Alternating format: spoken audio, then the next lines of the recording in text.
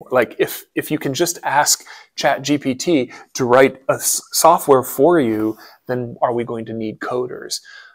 Things that hackers can do often are a result of mistakes in software that has been developed. If you can do internships, then it proves that you can be successful, and your prospects of getting hired then for full-time employment when you graduate are, if somebody is good in computer science, then they can fix anybody's computer problem.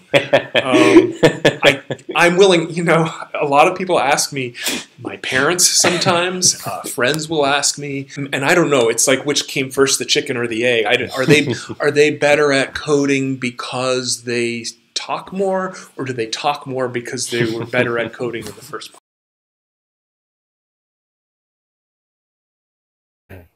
Ladies and gentlemen, today I have the honor of speaking with Dr. Norm Krumpe, a distinguished senior lecturer in the Department of Engineering Computing at Miami University, Oxford. Dr. Krumpe has an impressive academic background with a master's in system analysis from Miami University and extensive doctoral work in curriculum and instruction at Indiana University. His teaching journey spans over 2 decades, contributing profoundly to mathematics education at various levels. Dr. Krumpe has been a pivotal figure in mathematics education, from high school classrooms to university lecture halls. His dedication to enhancing the way we understand and teach mathematics is evident through his numerous publications and presentations, particularly focusing on three-dimensional geometry and the application of technology in education. In this conversation, we will delve into his insights into the future of teaching in an increasingly digital world. Additionally, we will explore a range of topics including computer science, software engineering, cybersecurity, programming, AI, academics, and internships. Please join me in welcoming Dr. Norm Krumpe. What is computer science, and what is this field about, and what is software engineering? Well, let's start with software engineering. I think it's easier to describe. I like to describe it in terms of some kind of big project. So, for example, Kroger is our grocery store here, and right now they have you can order your groceries online, and you can go and pick them up, and somebody will bring them out to your car. But there was a time when Kroger did not have that, and so at some point, somebody at Kroger, let's just guess the CEO, somebody said, it would be nice if we could offer our customers this service.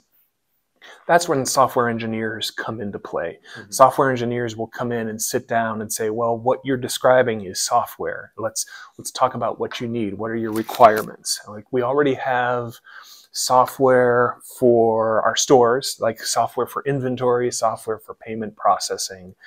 How are we going to incorporate that into this? Do we want a web application? Do we want a mobile application? How are we going to develop it so that if we discover a bug, we can not have to shut everything down, but kind of keep it running while we patch it and then put the new thing into place? And so that's the software engineers kind of sit down and they look at the big picture of developing a big piece of software. They figure out what pieces they need, requirements, testing, and they kind of see software as this thing that they need to bring to life and maintain. Computer science, the computer scientists are typically involved on, let's say, it's kind of the low-level details of a project like that. So yes, this is a big piece of software, but we need somebody who understands the databases. We need somebody who understands algorithms that they can implement that will make the website run as quickly, as efficiently as possible. So the computer scientists they do a lot of coding, but they also do a lot of decision making about efficiency and what are the best practices. And if new tools become available, they ask, well, what kinds of efficiency can we get from these new tools? So that's kind of, I would say the software engineers are the big picture when it comes to software, mm-hmm. and the computer scientists are more interested in the low level. I was a math major, and so I kind of like the the puzzles and the problem solving at the low level. I really like the algorithms and the efficiency stuff. Software engineering is interesting too, but a lot of times students come in and they don't know which one of those is really the one that they want. And I'll just say it doesn't matter. Like, come in and start taking classes and you'll gradually figure out which one of those two you are. Yeah, understanding. So software engineering is the field which will use tools from computer science to build real-world applications, right? That's well said, yes. That's interesting. So in this field, actually, when I first came in this field, I also realized that there are a couple, so many fancy words like IT and cybersecurity and data science, and there's also one more so they're like it seems it has some specific fields inside it. Can you tell? Can you speak more about that? Like, what are these fields? Is the cybersecurity, for example, connected with computer science, or is it inside of computer science? That's a good question. Are they connected? Yes, they're all connected. But I would say the emphasis is on different things. We have now, just this past year, introduced cybersecurity as a major, and they focus a lot more on best practices. What do hackers do, and what can we do to stop hackers? And that's, of course, the things that hackers can do often are a result of mistakes in software that has been developed. And so a cybersecurity major is going to look at how we write code. What are we writing code and using best practices when it comes to security? Like, we should be thinking about security from day one. We shouldn't be writing it and then finding out later that it has security bugs in it. So I'd say I wouldn't say that computer science is kind of the umbrella and cybersecurity falls under it. I think they're under different umbrellas that overlap somewhat. IT is similar. When I think of IT, I think of the people who help maintain large computer systems so that the wireless network around here works, so that the computer in my office is connected to the network, so that things just work. And sometimes when things don't work, you can go back and you can point to maybe the solution is a software solution, maybe it's a hardware solution. So there's a lot of overlap. I think a tricky thing for students to figure out is, of all of these fields, which ones really interest them the most. I think it's a tough thing to figure out in your first year, but I think that's part of our job, is to help them kind of see what the different emphases are in those different fields and find the one that fits them both best. I don't know if that answers your question. But... Yeah, it is. Okay. It is. It's actually interesting. So there is a computer science which dives into algorithms and which work with the numbers. It's like more math-based field, right? If computer science uses tools from, software engineering uses tools from computer science, takes its algorithms, takes its code structures and efficiency, and creates applications. What about cybersecurity specialists? In the Hollywood films, they're like sitting in one place, staring at a green screen, pushing some buttons and hacking some systems. Is it actually what they do, or there's specific things? When I think of computer science, I mentioned the algorithms and the data, but there's another side to computer science, and that is kind of the systems side of things. And even though, when you look at our majors, they'll take 3 programming courses and an algorithms course and maybe a databases course, but they also take a couple systems courses. And in the systems courses, they learn how an individual computer does what it does, kind of the inner workings of it, but then they also learn how networks of computers work together. And so I would say that system side of computer science that our computer science majors get a bit of, is the place probably where the overlap is strongest with cybersecurity. So when you see somebody at that green screen and they're typing, I often will think of that. If their major was computer science, I would think, well, they were probably more interested in the systems side of computer science, where others might be more interested in the algorithms and the data side. It feels like to me that if this is all of our computer science majors, the biggest number of them are probably more on the code, the algorithms, the data structure side. And then every once in a while, there's this small slice that I would say are on the system side. And they might be good candidates for the cybersecurity side of things, because it really is more of I think more of a systems level side of computing. Mm-hmm. Yeah. So there's also one more field evolving. I mean, if it's field or specific topic or specific side of the computer science, I'm not very sure about that. But what about artificial intelligence or AI? Where it goes? I mean, is it inside the computer science or its specific field? Well, I think if something grows big enough, it can become its own field. Yeah. But I would put it under the umbrella of computer science. I think as it's grown, as things like machine learning and deep learning and like these generative AI tools have come about, that field of artificial intelligence has grown and expanded. And as a result, I think you may find that, like, for example, our department is talking about offering a minor in artificial intelligence. We would not have talked about that 20 years ago. 20 years ago, we had one course in artificial intelligence. And now we have one course in artificial intelligence, one in machine learning, one in generative AI, and one in deep learning. And all of a sudden, it's expanding enough that you could imagine, if not Miami, some schools saying you could major in artificial intelligence. So I guess that's sometimes what happens with a subfield, right? Is it gets so big. Security would be another example of that, right? I mean, we've been interested in security all along, but as problems in cybersecurity have gotten bigger and bigger, the need for research in cybersecurity, the need for specialization has come about, and suddenly it is a major. So who knows? I think artificial intelligence, fits nicely within computer science, but it might explode and become its own thing.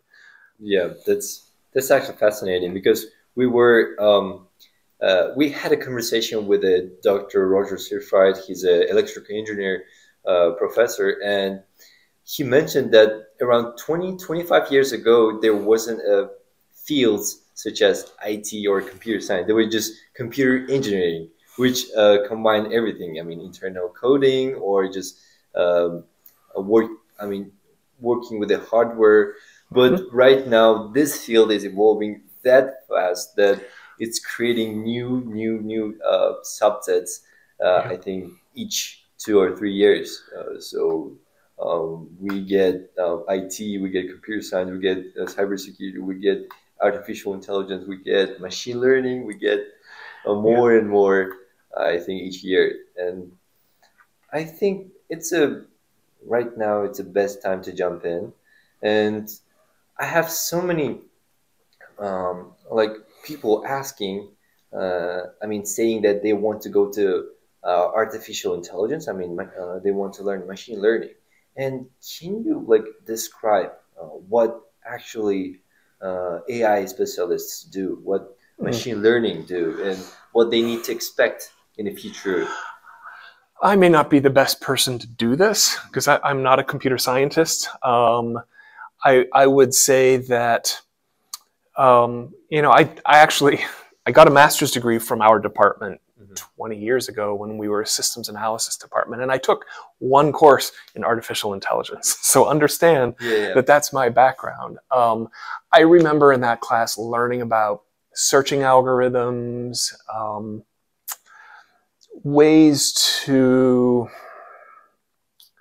I don't know how best to say this, but ways to I'll give you an example of something that's been taught in our artificial intelligence class. Depending on who teaches it, we've had an instructor who would teach it and teach the students a game, let's say some kind of board game or strategy game. And then the students had to use what they learned in artificial intelligence to come up with an AI algorithm, like basically an AI player for that game. And so these teams would get these AI players, and then those AI players would compete against each other to see which team had the best approach to it. So that's using kind of just the algorithm side of artificial intelligence. Now, machine learning, I think of as, and my colleagues can easily correct me on this, but when I think of machine learning, I think of algorithms that use a lot of data and try to then make guesses based on that data, and then they look at those guesses and measure the success of those guesses, like how close is that guess to the actual right answer. And it constantly is learning. So it is taking information, it's making guesses using that information, it's measuring the success of that guess, and then improving upon that with each one. So I think the things that we're seeing in machine learning are often they're using, and I think one of the reasons we have concerns sometimes about machine learning is it's using so much of our data, and I would say maybe it's that existence of all that data is what makes it a bit different from artificial intelligence. Where artificial intelligence, we were coming up with these algorithms, now suddenly we have massive amounts of data to inform those algorithms and improve those algorithms as they go. I see. So, how I know you are good at math? You were a math teacher and your whole career is associated with math. What do you think? Is it helpful to learn math for overall machine learning, maybe computer science or software engineering? And to which field, to which subset it's much important to focus on math? Yeah, it's a good question, because I think we have a lot of majors who take as little math as they can because they don't like math. And they graduate and they can go out and they can do coding. They can develop web applications. There's a lot of things that they can do. But the ones who come in with a strong math background, I think are often able to do more advanced things in computer science, come up with new algorithms, to think more theoretically about different approaches to problems. And so I think that extra math, if you come in and you really like math and you take the math courses, it will help you get a deeper understanding of machine learning, for example. Machine learning builds on concepts from linear algebra. Computer graphics builds on concepts from linear algebra. A lot of computer science builds on concepts from discrete mathematics as well. There's some calculus topics like 3D curves, 3D surfaces, and things like that can help as well in coming up with algorithms. So I would say if you are somebody who likes math and likes computer science, you may find yourself moving towards, say, a graduate degree in computer science, because you are able to do some of this, let's say, more heavy analytical and theoretical thinking that some computer science majors would just rather not do. So I think you can be successful in computer science without taking lots and lots and lots of math. But if you happen to be that computer science major who really likes the math, that opens up a lot of other avenues for you. You'll be better in some of your classes, and you may find that you want to do some advanced work. I'll say one more thing about that is sometimes we have had students who were not computer science majors, they were math majors, getting a computer science minor, and they went on to get a computer science master's degree from that. And sometimes those, even though they didn't have all of the computer science undergraduate, they turned out to be great grad students in computer science because that math background just gave them a different perspective into computer science that a lot of our majors shy away from. That's awesome. So one more thing, which I heard from some of people who are in the field of, I think, computer science or software engineering, they say you need to combine two fields. I mean, you don't have to be just software engineering. You need to be like medical person, and as well you need to learn computer science, so that way you can like combine two fields and make something like useful for example medical, like medical sphere, or like physics or history. So it's like computer science or software engineering is like a tool that you can use for specific fields to build some kind of applications. What do you think about that? I don't think it's, I hear that sometimes from students, and I don't think it's necessary. I think it's a misunderstanding. I think it's, if you are a computer science or software engineering major and you have an interest in business, or if you have an interest in the medical field, fantastic. Take courses in those things, get a minor, get a double major. That's great. And that will help move you towards some jobs, perhaps in those fields. But if you don't, I think that's fine too. There's a lot of ways. I think any student in any major, but I'll talk about computer science and software engineering, I think any student should do more than just take classes and just take their classes, get their grades, and then go get a job. I think they should find things they get excited about. And that might be a minor. It could mean working on a research project. It could mean working on some kind of team, developing a piece of software with a group of friends. All of those different things that you can do can help open up new possibilities of things you could do for your job. And it doesn't necessarily mean you have to have a minor or a second major in something in order to do that. In fact, I will say that in our department in computer science, we have a Bachelor of Arts degree and a Bachelor of Science degree. And the Bachelor of Arts actually says you have to get a minor in something else in order to get your Bachelor of Arts degree. So you would take all the core computer science stuff plus a minor. The Bachelor of Science says take all that core computer science stuff, but take some extra math and science and a couple more computer science electives. And those are two different ways of being a computer science student. And which one's better? It just depends. It depends on the kind of job you want to look for. The Bachelor of Science is very valuable. The Bachelor of Arts is very valuable. Find the one that gets you most excited, and that's, I think, how you should be choosing your courses, and not worry about, oh, I have to do this in order to be successful. I see. That's interesting. So we just talked about how the field is evolving in this 10 years or 15 years. And I think I know that it is very complicated to predict what will be in the future, but what's your expectations? I mean, how field will evolve in 10 or 20 years? That's a really good question. I mean, as you said, AI and machine learning have really exploded over the past couple of years, and I think you'll hear a lot of things about are we going to need people who code anymore? Like if you can just ask ChatGPT to write a software for you, then are we going to need coders? I don't think we're to that point yet where it's going to replace people who can code, but it's not hard to imagine that it's going to. I don't know if it means we're going to have a bunch of people out of work. It might just mean that people are doing different kinds of work. Maybe certain fields, certain parts of computer science become less important for us to teach, and new things become more important. I don't know.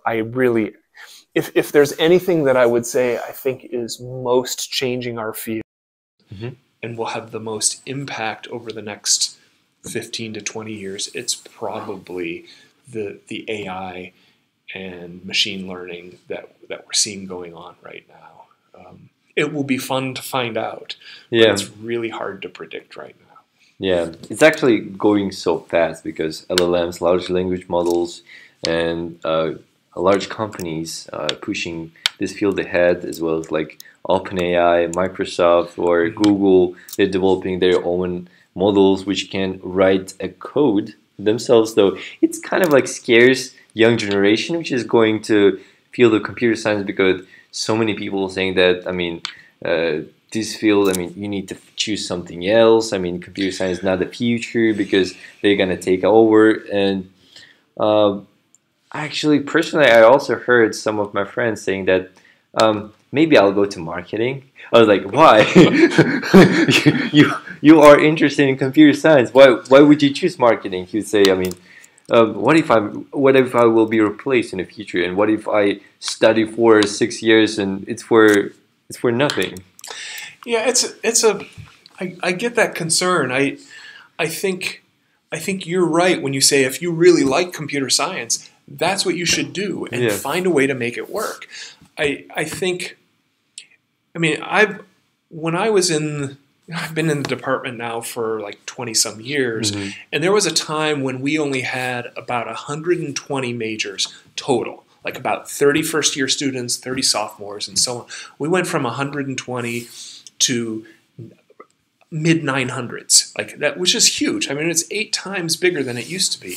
I had some concerns about when we exploded. One of the problems was students heard, oh, there's lots of jobs. There's lots of jobs in computer science. That's what I'm going to do for my major.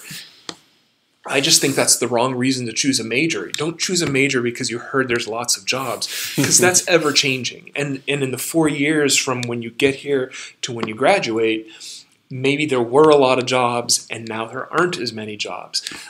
I think go because you're interested in it. Go because you have a passion for something, and you'll find a way to make it work. And maybe, yes, maybe the field will change and the job market will change while you're a student. But if you really like it, I think you will find a path through it where you can use the computer science, maybe not in the way you expect it to. But yeah, I would rather have I would rather have fewer majors and have them all be passionate about computer science and software engineering than a whole bunch of majors and most of them are in it just because they heard there's good jobs. Because that is not, it's a tough degree. Computer science and software engineering are tough degrees. You should not be doing it unless you really have a passion for it. Yeah, I'm also with you in this idea, because so many people have wrong type of motivation. They think, I mean, software engineers or like coders, they earn something like 200K per year, and it's kind of their motivation. If I will like try to finish this field, if I will like go till the end and like try my hard, try my best, and after that I can go to this field and like earn 200K per year, and that's actually their motivation. But when they finish their studies, actual torture starts because it's their career, it's their field, it's what they're gonna do for their entire life. How you can decide according to amount of money which you will earn after that. And also, it doesn't guarantee you that you will be a good specialist and you will earn 200K after Right. after getting that motivation. Yeah, and I had a student one time who said that their plan was they didn't really care for computer science, but their plan was to get a degree in computer science, get a job in computer science, and then make enough money so that they could stop doing computer science and then do the major that they really like, then go into a field that was really of interest to them. That's a lot of work, and it's not going to care if you are not motivated to do it. It's not going to work out that way. And that person ended up changing their mind, changed their major, and I think it was the best thing for them. But yeah, it's you want to as much. Every job has good and bad to it, but you really want as much as possible to enjoy your job. And if you choose something that you don't enjoy, who cares how much money you're making if you hate it? So yeah, I think one of the things we do well here in our department is when you come here, you right away start taking your computer science, your computer programming classes, and your math classes. So you get a chance very early on to find out if it's a good fit for you. Some places you go and you have to wait a year or 2 years before you really start taking courses in your major, and I think that's too long. I think you need to find out pretty quickly if it's a good fit or a bad fit for you. Yeah, I also think so. And if we go specific to the majors, to the fields, what do you think? What specific skills are required or recommended for the computer scientists? I think certainly being a good mathematical thinker is a good skill. If you shy away from math, then you might also shy away from the algorithm side of computer science. But I also think just being good at problem solving, being excited to solve something, and even if it takes days to solve it. Like sometimes people will say, well, if I can't solve it in 5 minutes, I just can't solve it. But I think having persistence, enjoying solving puzzles, enjoying thinking analytically, I think will serve you very well. I think that to me is more like some students. I've talked to high school students who wanted to know, well, what should I do in high school to get ready? And I don't care if you take a programming course in high school. I don't care if you have prior computer science knowledge. Come in with enthusiasm. Come in with the willingness to work hard. Come in with a certain amount of persistence in problem solving. Come in with humility, like to come in, and if you come in and just think, oh, this is all going to be easy, you're going to be hit over the head pretty hard early on when you find out that it's not. So yeah, I don't think it's so much the classes that you take, but just the mindset that you come in with. Yeah, interesting. And what do you think? How do you balance a theoretical side with the practical skills in this overall field, and how it's important? Do you have to be heavy on the side of theory, or you have to practice more? What do you think? Yeah, I think it just depends. I think you find the balance that works for you. You have to be somewhat good at both of those because you have to take some theoretical classes and some more practical classes. But then if you tend to lean more into the theoretical side, that's great. There's a place for you out in the job market. If you lean more towards the practical, like writing code for a web application or something like that, versus improving an algorithm, which is more theoretical, that's a good side to be on too. So I don't know. I think it really depends on. You have to be at least somewhat good in both of those. But beyond that, if you lean more towards practical or if you lean more towards theoretical, I think there are plenty of opportunities for you out there. Yeah. And what do you think? What advice would you give to students who are just getting in, starting as a computer science field or software engineer or overall in this field? Well, all of those things that I just mentioned, like the persistence and the willingness to work hard on problems. But I also think, there's an incorrect notion that computer science people, coders, sit all by themselves in their basement writing code. You will not be successful if that is what you think you're going to be. The most successful students are the ones who work well with other students, who work well with faculty, who communicate, who can work in teams. I think that's a really, really big one. I think when I look at students, I just taught a couple programming courses this past spring. When I look at the students who were most successful, they tended to also be the ones who participated the most, who answered questions, who asked questions, who joked around, who talked to other students. And I don't know, it's like which came first, the chicken or the egg? Are they better at coding because they talk more, or do they talk more because they were better at coding in the first place? But I do think, like, don't be shy. Talk, ask questions, force yourself to communicate with people. I mean, I'm very much an introvert. It's work for me sometimes to go and approach somebody and ask them a question, but it is a skill that you can develop, and I think that will probably serve you best if you can really come out of your 4 years with all of these skills, but to also say, and I've gotten to know all of these people there are students who graduate and stay in touch with classmates and with faculty for years and years after they graduate. And there are some who graduate and have not made a single friend, have not made, really gotten to know anybody while they were there. And I worry more about that. I think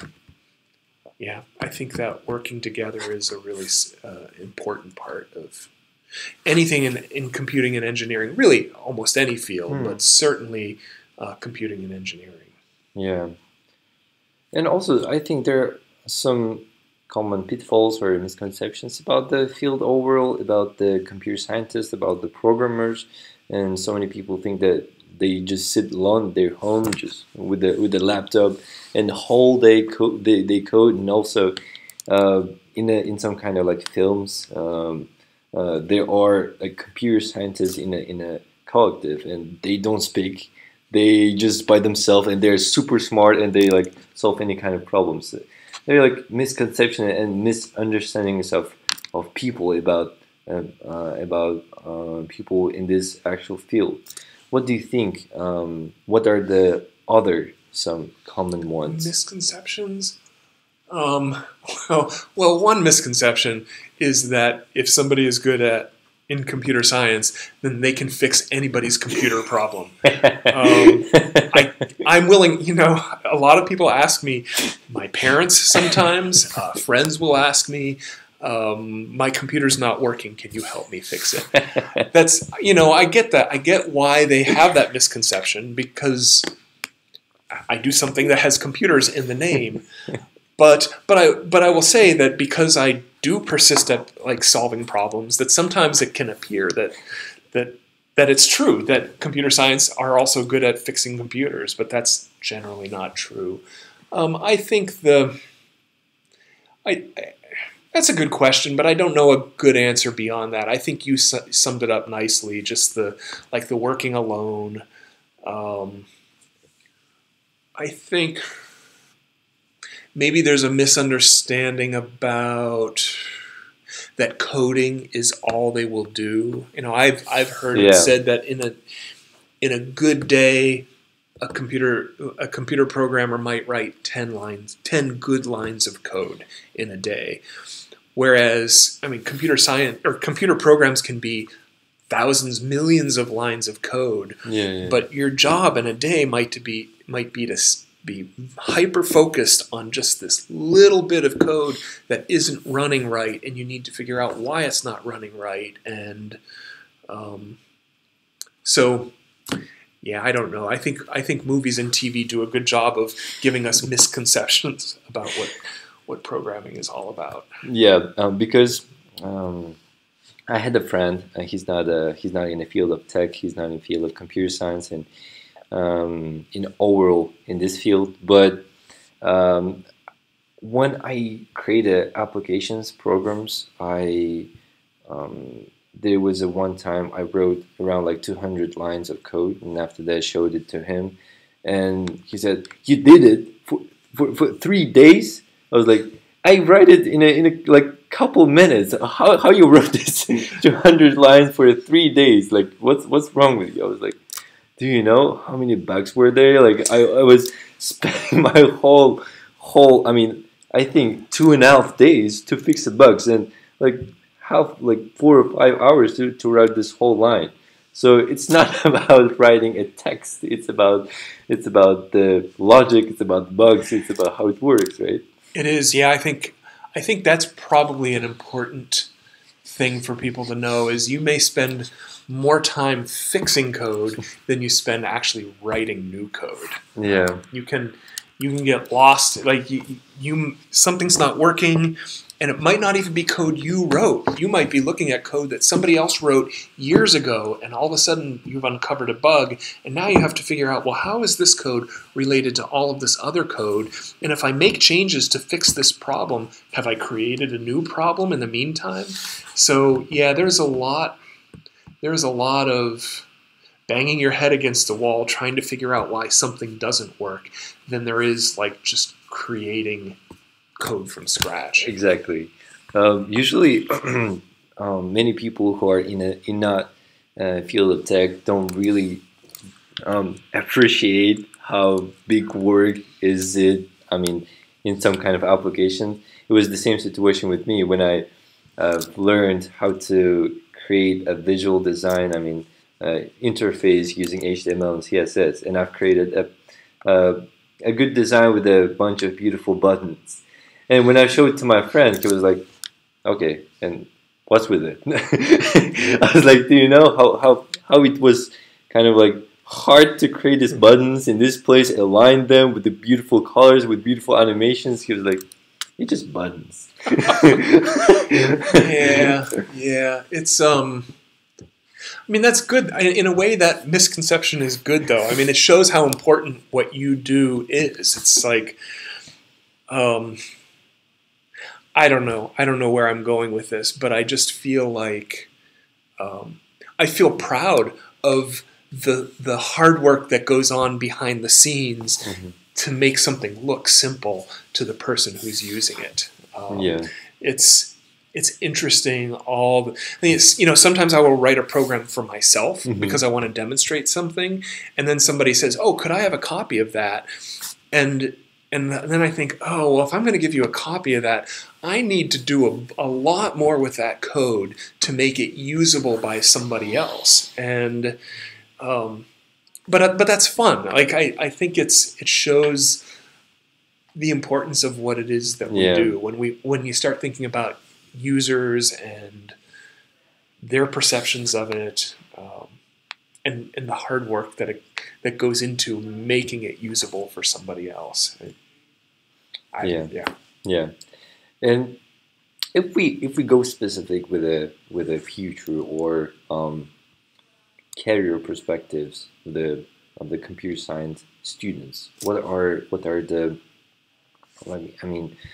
the career perspective for graduates in various subfields of computer science? Do you mean like what kinds of jobs could they have? Yeah. It's a good question. Sometimes I think there's this conception that all of our graduates are going, let's say, to the big tech companies, like let's say to Google or to Facebook or Meta or something like that. But really, that's a very small slice of our graduates. Where most of them go are companies that are not tech companies, but that need software, which is really all companies. And so you have students who will go and work for, I'll use specific examples, Kroger. Kroger is a grocery store, but Kroger needs software. Students who've worked for pharmaceutical companies, for insurance companies, that's probably what most of our students end up doing, is they end up at a company that's not a tech company. Once they get there, their job could range from working on a web application, which is kind of front-end stuff. They could be working on a web application that's back-end stuff. They could work on taking code that was written 30 years ago in a language like that's no longer supported and figure out a way to convert that code into a newer language that can do more. And a lot of those students will go, and initially they will be coders, but the more coding you do and the more problem solving you do, the less coding you will probably do in the future. You will probably start managing a team of people who are working on a piece of software, and then working with larger and larger teams. I think a lot of our students begin in jobs that look more like computer science, but then tend to gravitate more towards the software engineering, towards that bigger picture of software engineering. And a few students will go and work, say, for consulting companies, which are companies that are essentially have contracts with a variety of clients, and so they may be working on software for this company on this week and then a different company on a different week. But the bulk of them are in all of these non-tech companies. I see. And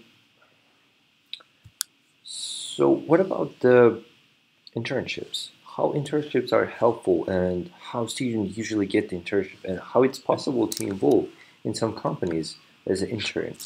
So I will say that a lot of our students do internships. If I had to guess, 75, 80% of them do internships. Some will do more than one internship. They'll do like 12 weeks this summer and then the following summer do 12 weeks somewhere else. I think the benefit, there's the benefit in that it gives you a chance to practice the things you've been learning. But another benefit is that you end up you do a job and you realize, oh, well, I've just discovered that there are some aspects of the computer science field that I do like and other aspects that I don't like. So as you kind of learn what you do and don't like, then when it's time for you to get your permanent job when you graduate, not permanent, but your full-time job when you graduate, you can say, well, here's this big stack of jobs, but I know that I don't like this kind of work because I did it on my internship and I didn't like it, but I do like this kind. So it will kind of help you filter out through those jobs and find the ones that fit you and your interests better. So I think, companies hire students for internships because they want those students to then come back and be full-time employees when they graduate.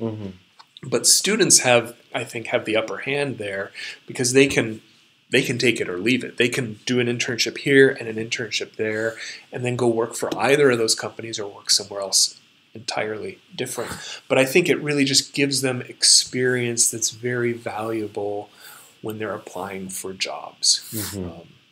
Because if you can do internships, then it proves that you can be successful and your prospects of getting hired then for full-time employment when you graduate are much higher. But again, there's students who don't do internships.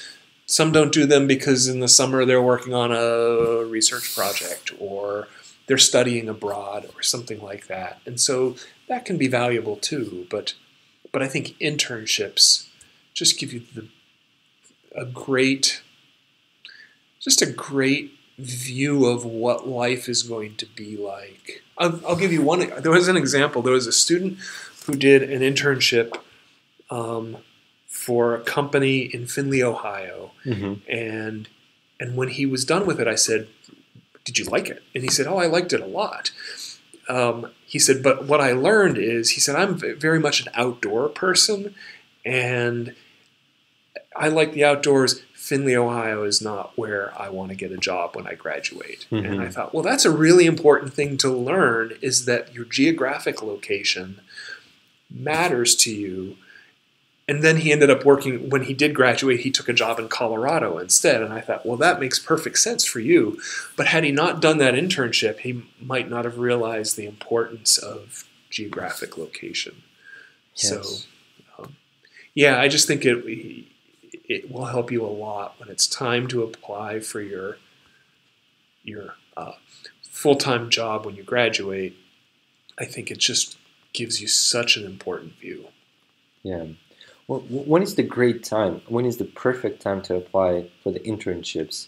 And how students need to decide to which company it's better for them to apply for internships? September. I think if you want an internship that starts in the summer, then the September and the October and the November before that is your best time to be applying for jobs. There are a lot of internships. There are a lot of students who are signing deals and signing contracts in October, November, and then December for the following summer. You asked something else. What else did you ask? There was something else that and how did you and where should they apply? Yes. Some of our majors get their internships by going to career fairs. and that's fine. You should absolutely go to career fairs. But there are a lot of companies that don't come to career fairs. Google never comes to our career fairs. But if you want a job at Google, if you want an internship at Google, you're going to have to go online and look up how to apply for internships at Google. So some will get their internships because they went to career fair. Some just find other places online. I'm learning that students who apply to 50 or 100 different places are the ones that are most likely to get job offers. If you apply to 2 or 3 places and you get 3 answers of no and then just give up, then you don't end up with an internship. But if you apply to 50 or 100, I think the record, some student said he had applied to like 300 or 400 places for an internship. He said he was kind of shotgunning his resume out to as many places as possible. I don't know if that's necessary, but I think, yes, apply. If there's like 4 or 5 that are really of interest to you, by all means apply to all 4 or 5 of those. But then go apply for 50 more as well, so that you have a good backup plan in case you don't get those first 4 or 5. Yeah. Did he get the internship after that all? Yes. Yeah. Okay. I see. And if we like get about your experience, about your thoughts, so can you share a memorable moment or project, or you think valuable thing which you did or learned from your career that had a significant impact on you and on your career? On my own career, that's a good question, because I'm not a computer science person. I think it's a good question, because I have, like, as I'm getting closer to retirement, I sometimes think about which people and events throughout my life have had the most significant impact on, like, changed my direction the most. I had come from being a math teacher and a math educator to working on a master's degree in our department. But my plan was I was going to get a master's degree in our department and then go and work as a software developer. And 2 things happened. One is I applied for a job as a software developer and I got a job offer. And I realized I don't really want to do, like, that kind of locked it in, as I don't really want to. It's a great field, but it's not the field for me. And this is what was happening. At that time, I was working on a master's degree in our department, and I was teaching math courses in the math department. I was like full-time teacher or instructor in the math department and taking classes towards a master's degree here. And one of my professors in this department, who's now retired, said to me, "Why are you teaching over there but taking classes over here? Why don't you come over here and teach classes? Why don't you teach for us and finish your master's degree here?" And that had not occurred to me. And then I taught my first programming course, and I just fell in love with it. I just thought, I still love teaching math, but it was just that suggestion from that person, I think, really defined my next 20 years. I still love math, but the way I've kind of described it to people is like, I've taught calculus, and when you teach somebody how to compute the derivative of some function, the student doesn't usually say, well, I wonder what else I could take the derivative of. But when you teach them like how to write a little bit of code, for some students, like something goes off in their brain and they start thinking about, oh, well, I wonder if I could develop this app or that app. They start getting ideas about ways that they can be creative with computer programming that never seems to happen. It rarely happens when I teach math class. So to me, it's still kind of like teaching programming still feels a little bit like teaching math, because it's got the algorithms and things like that. But It's much to me. It's much more exciting over here because there's so much more I feel like I can do Hmm. with code than I can do with derivatives and integrals and Yeah, solving equations. 100%. And what keeps you passionate and motivated on your job, on overall in the field of tech, Mm. so that people understand that, I mean, coders, software engineers are not motivated by money or by the salary they are getting. Yeah. I watch when I'm at home cooking. A lot of Mhm. times I will put on YouTube and I will watch videos of people explaining how to do something with code. Often it's very visual. Like it Mhm. might be there was somebody who made an app that was, or a program that was bubbles that expanded on the screen, and then they would stop if they, like if a bubble hit another bubble, it would stop growing. And it was all these random bubbles, and it was beautiful. Like when it was all done, it was beautiful, and I thought, I need to learn how to do that. And so I think what keeps me excited about it is when I see ideas that other people, when I watch other people code, um, it gives me new ideas of things that I want to try. And so I will take something that I saw on YouTube and figure out a way to bring it back into the classroom and get students excited about it. So that's probably when I find a new programming language that I think is easy to teach, I'm very excited about that too. Like I'm less interested in, is this a programming language that people are going to use in industry?